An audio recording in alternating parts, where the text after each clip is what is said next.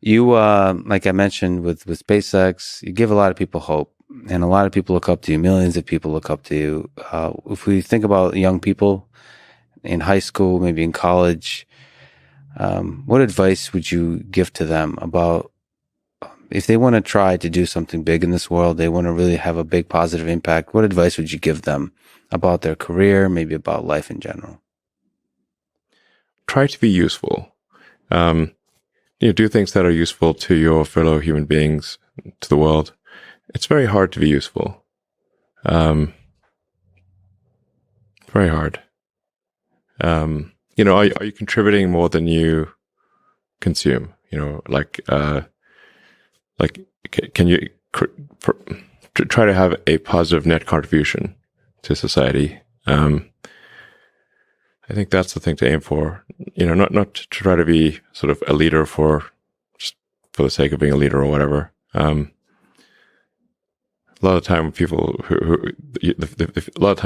people you want as leaders are the people who don't want to be leaders. So, if you can live a useful life, that is a good life, a life worth having lived. And like I said, I would encourage people to use the mental tools of physics and apply them broadly in life. They're the best tools. When you think about education and self-education, what do you recommend?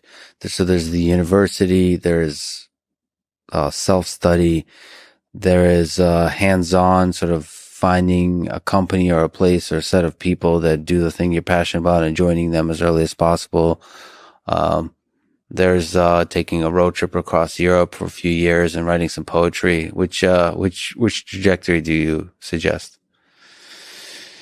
In terms of learning about how you can become useful, as you mentioned, how you can have the most positive impact.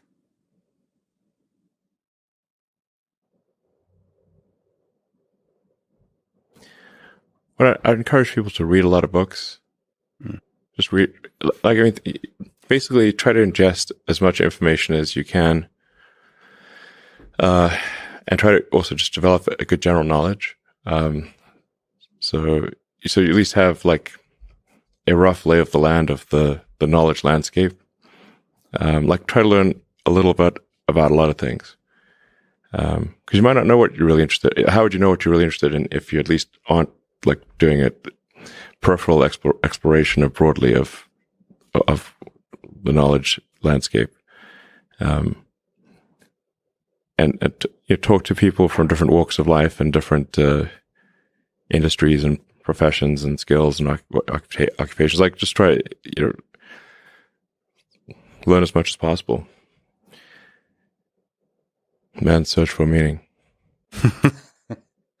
Isn't the whole thing a search for meaning? Yeah, what's the meaning of life and all, But just generally, like I said, I would encourage people to read broadly in many different subject areas, and then try to find something where there's an overlap of your talents and what you're interested in. So people may be good at something, or they may have skill at a particular thing, but they don't like doing it. Mm-hmm. So you want to try to find a thing where that's a good combination of the things that you're inherently good at, but you also like doing. And reading is a super fast shortcut to figure out where are you both good at it, you like doing it, and it will actually have positive impact. Well, you got to learn about things somehow. So reading a broad range, just really read it. At one point when I was a kid, I read through the encyclopedia. So that was pretty helpful. And also things I didn't even know existed, a lot, so obviously. And it's like as broad as it gets. Encyclopedias were digestible, I think, 40 years ago. Maybe read through the condensed version of the Encyclopedia Britannica. I'd recommend that. You can always skip subjects where you read a few paragraphs and you know you're not interested, just jump to the next one. So read the encyclopedia or skim through it. And but I put a lot of stock and certainly have a lot of respect for someone who puts in an honest day's work to do useful things, and just generally to have like not a zero sum mindset, or like have more of a grow the pie mindset. Like if you sort of say like when we see people like perhaps including some very smart people kind of taking an attitude of like doing things that seem like morally questionable, it's often because they have at a base sort of axiomatic level a zero sum mindset, and they, without realizing it, they don't realize they have a zero sum mindset, or at least they don't realize it consciously. And so if you have a zero sum mindset, then the only way to get ahead is by taking things from others.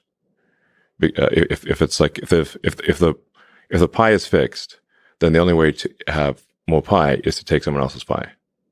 But this is false. Like obviously the pie has grown dramatically over time, the economic pie. So in reality, you can have so overuse this analogy. You can have there's a lot of pie. Yeah, pie is not fixed. Yes. So you really want to make sure you're not operating without realizing it from a zero sum mindset, where the only way to get ahead is to take things from others. Then that's going to result in you trying to take things from others, which is not good. It's much better to work on adding to the economic pie. Maybe, so creating, like I said, creating more than you consume, doing more than you, So that's a big deal. I think there's like a fair number of people in finance that do have a bit of a zero sum mindset. I mean, it's all walks of life. I've seen that. One of the reasons Rogan inspires me is he celebrates others a lot. There's not creating a constant competition. Like there's a scarcity of resources. And what happens when you celebrate others and you promote others, the ideas of others, it actually grows that pie. I mean, the resources become less scarce. Mm-hmm. And that applies in a lot of kinds of domains. It applies in academia, where a lot of people are very see some funding for academic research is zero sum. And it is not. If you celebrate each other, if you get everybody to be excited about AI, about physics, about mathematics, I think there'll be more and more funding, and I think everybody wins. Yeah, that applies, I think, broadly. Yeah, exactly.